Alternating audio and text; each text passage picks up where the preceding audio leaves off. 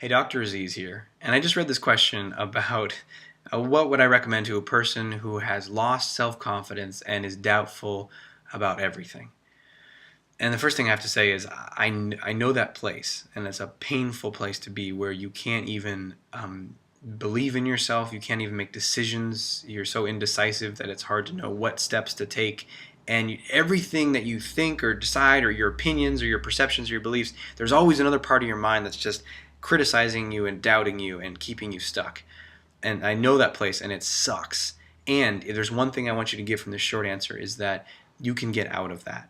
That what's happening right now is that lack of trust, that self-doubt. These are patterns that are happening. These are things that you've run again and again and again in your mind so that they become like habits. But they don't have to be who you are. They're not your personality. They're not something that you're stuck with.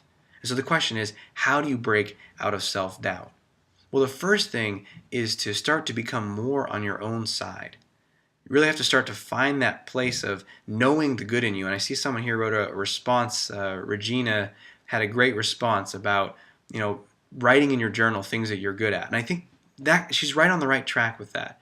Is how do you, break apart that voice that criticizes you and doubts you? Because right now, every time you want to do something and there's that voice that says, you can't do that, you're not good enough, people won't like you, that's the voice to start to pay attention to.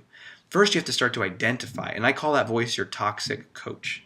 This is all the stuff that you say to your mind that just really tears you down.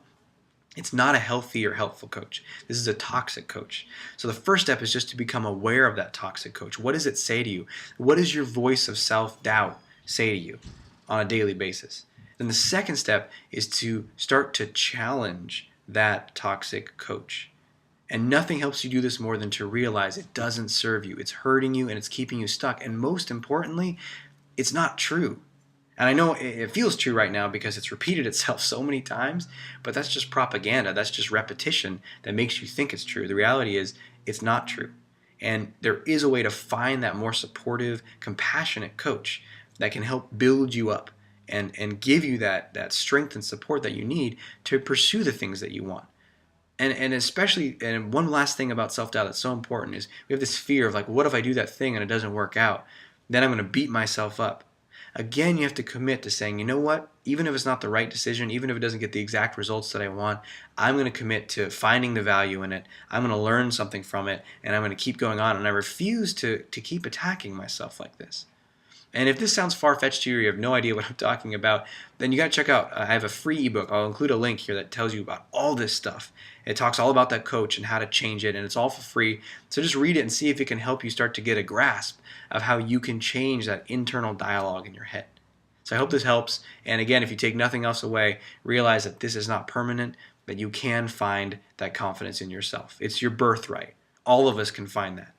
So thanks for listening, and I hope this finds you well, and respond. Let me know how this helps you.